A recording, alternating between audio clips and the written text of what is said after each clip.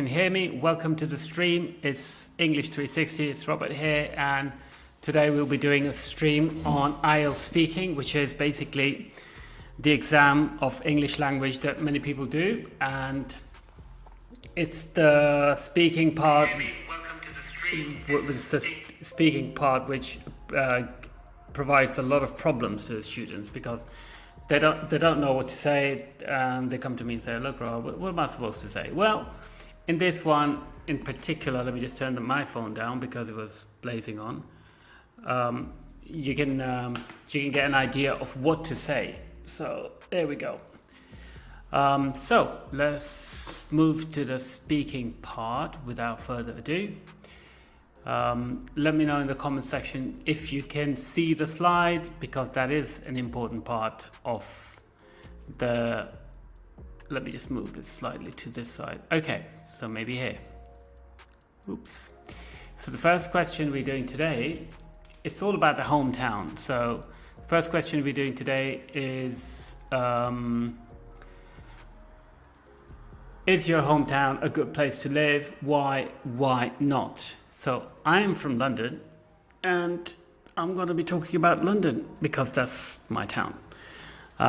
So it's an international town. It's really exciting for the young people mainly, because there's so much going on. There's lots of hustle and bustle, and what you realize when you're in London, that life is so fast, you literally have no time to stop. You know, it's breakneck speed. That's an expression that many people use about London. It's breakneck speed. It breaks your neck.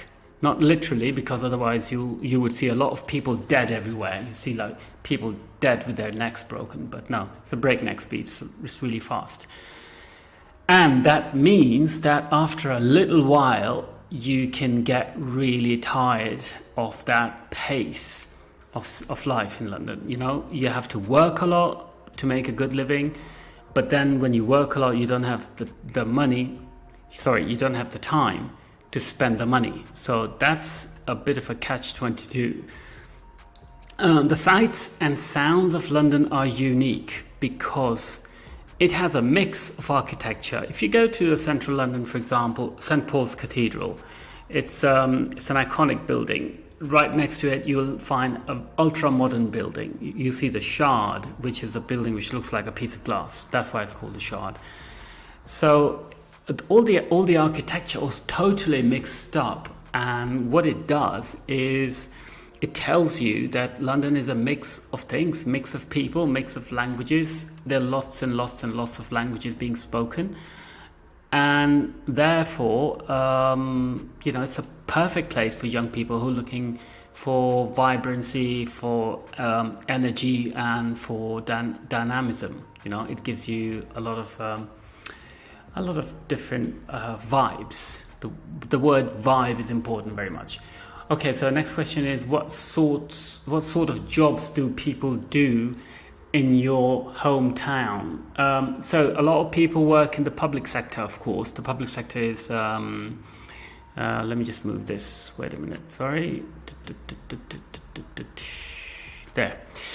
So a lot of people work in the public sector. That's ministry, that is post offices, that is all sorts of different places where the government is employing you.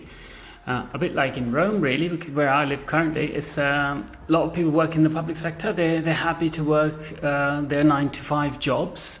It's a stable job, and in the time of pandemic, that's what you want. You want a stable job. You want to be sure that you're going to be getting the money at the end of the day. So that's what people do in London. Other than that, catering industry is very big. So, you know, lots of restaurants, lots of eateries, diners, places where you can eat, places where you can enjoy all different types of cuisines. Lots of Italian places in London, actually, but they're not run by Italians. That's the thing. Now that I've lived in Italy, I realize when I go to London that it's actually only Italian in name. So people there open up restaurants and they call it Little Italy or uh, the pizza place or whatever, but they're not Italian. But the food is good though. It's fairly good. Not as good as it is here in Italy, of course. So, service industry as well. There's a lot of people working in the service industry. Hospitality, that's hotels and inns and all different types of places where people stay, accommodation. Some of the hotels are beautiful in London. They're highly expensive. You can spend anything up to 10,000, 15,000, 20,000, or even 50,000 pounds a night. And there are some other places where you spend around 50 pounds a night. So there you go. There is everything for all different budgets. So the lower you go, the less satisfying they are. But if you're a young person, who cares? If you're not so young, still, who cares? You know, as far as the place is clean, you're good. So the next place, forgot to mention education and shopping. Shopping is big in London because a lot of people shop. But now, due to the COVID restrictions, people have gone online a lot. So a lot of retailers are closing down, which is a shame, really, because there's fun in shopping outdoors, isn't it?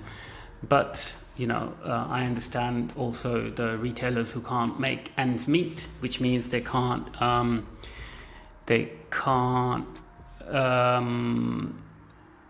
Yeah, sorry, I was just reading a message that they can hear me. That's great, fantastic. A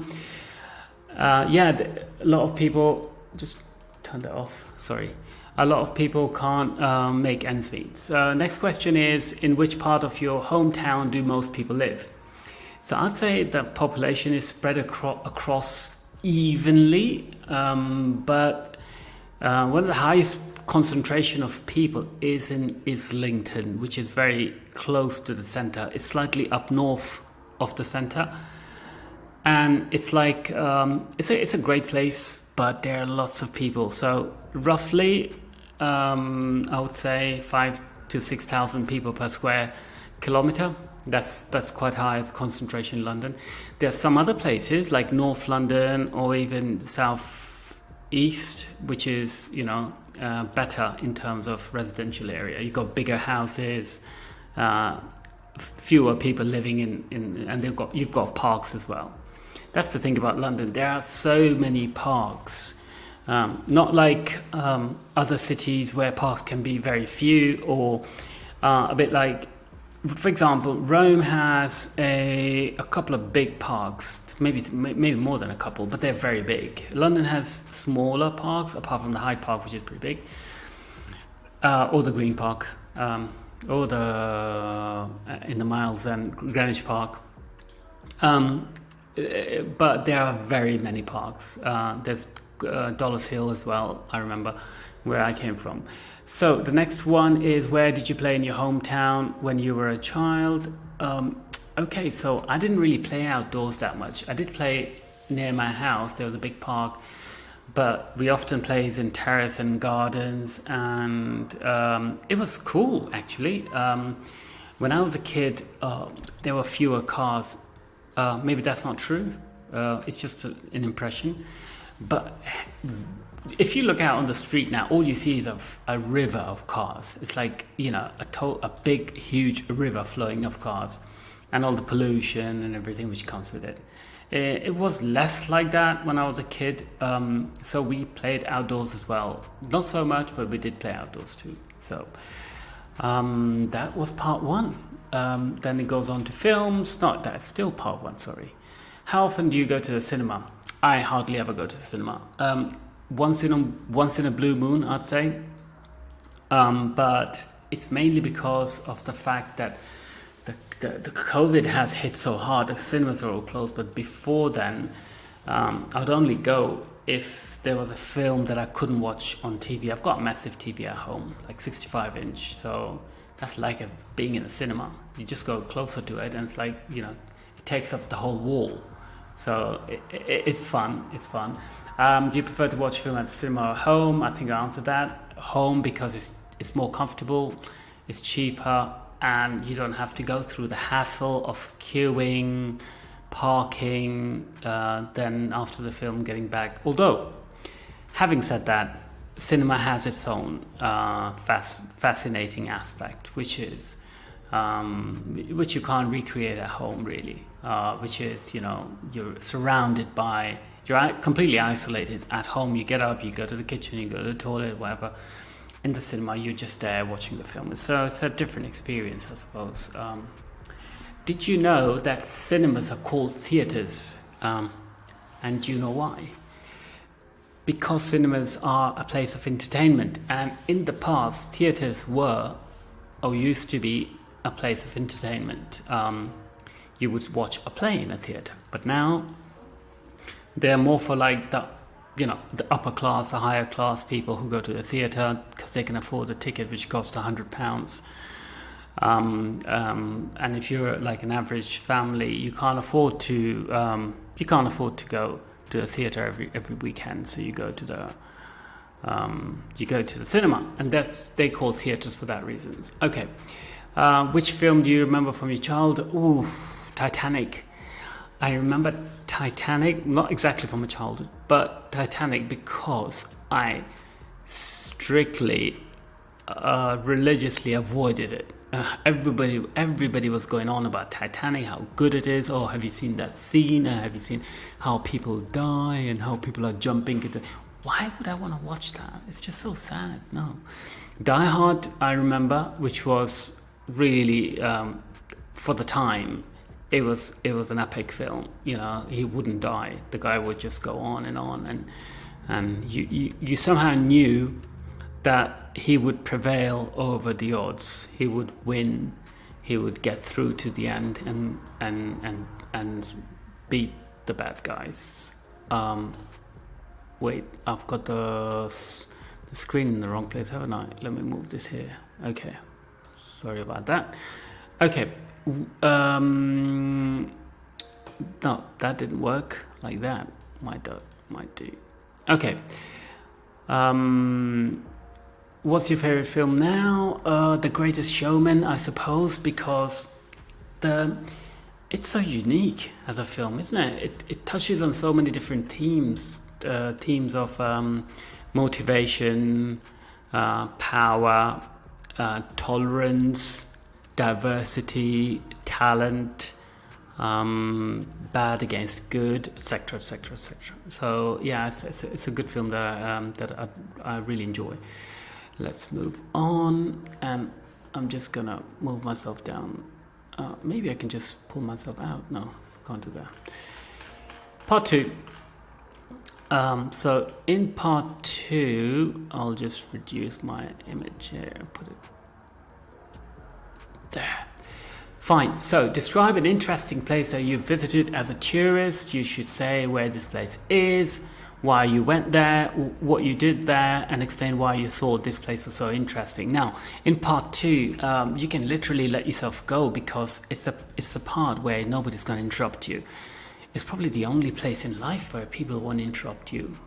Nobody's going to stop you speaking. So it's you. Okay, so the first thing you can say that I said was I can remember going to this place called, I can't remember the name, sorry, called something. It's an ancient church in Umbria, and it has, it's actually not a church anymore. Nobody celebrates Mass there anymore. And we were just driving through that area, and we decided to lunch there.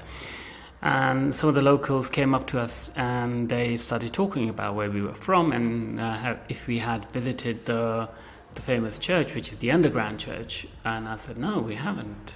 Should we? And he said, yes, yeah, you should, because it's a nice place. I said, well, do we have to pay for it? They said, no, it's totally free, which it was. Or was it? I can't remember. But anyway, it was a very nice place. An ancient church, Roman relics there as well. And the interesting thing about it was that it had a basement chamber. So underneath the church, if you were a naughty person, they would take you downstairs and they would tie you up in a cell, and then occasionally they would take you out of the cell and they would torture you with different tools, and they had a whole set of tools, and it was like blood curdling. effect on you. It was really bad. And they had like a spike, like a big long spike, and they would lower you down on the spike. I don't want to tell you how bad it was. It looked really bad. And inside the cell, you could see the writings on the wall, literally, of people who were there. And it was steeped in history. You can see the expression here, steeped in history, which means it was really historical.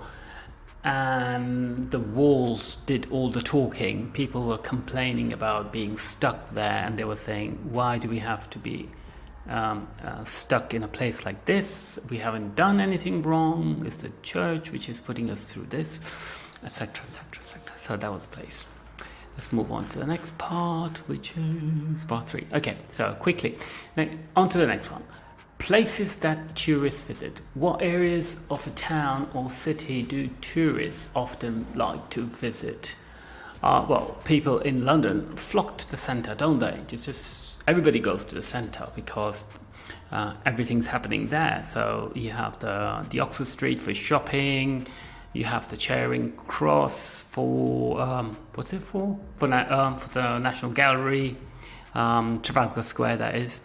Leicester Square for shopping. There's lots of things to be bought there. There are theatres as well, cinemas. And what else? Then if you walk down, you get to Thames. You have the London Eye, the Westminster, the Palaces of Westminster, the Big Ben, etc. Everything is around there. It's called the Square Mile. It's the most important area in London, so everybody flocks there like, birds. How important is it for local government to look after popular tourist attractions? Okay, before I answer that question, if you're enjoying this video, please hit the like button, and if you haven't subscribed, do that right now. Okay, so it's very important to look after the tourist areas, because if you don't, then tourists won't come back. In English we say they talk with their feet. So if they don't come back, then you're losing a hell of a lot of tourism, and that's losing a lot of money. And the whole economies of countries survive on tourism. And you want repeaters. You want people to come back again and again, because when they do, it means you've done a good job. They want to come back and have the experience all over again.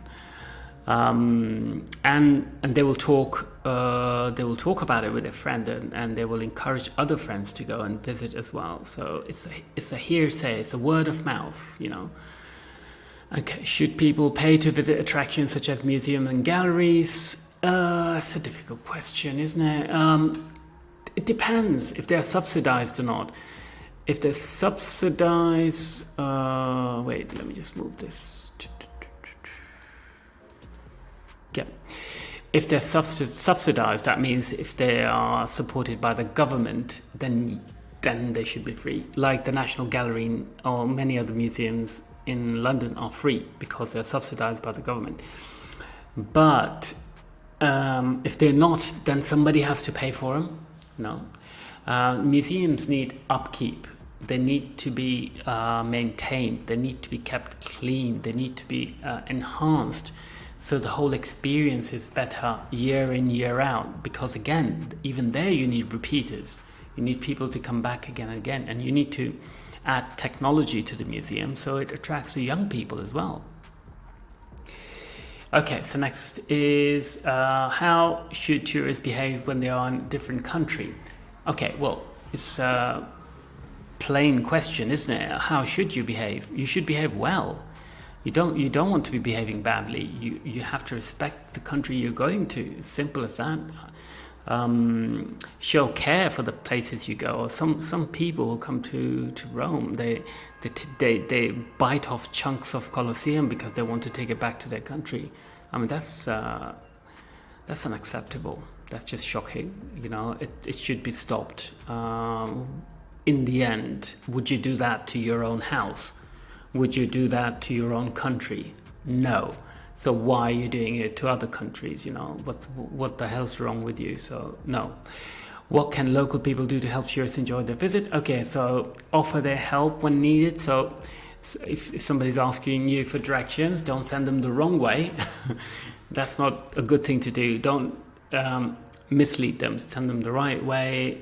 Don't overcharge them if you're a restaurant or a cafe just because they're tourists.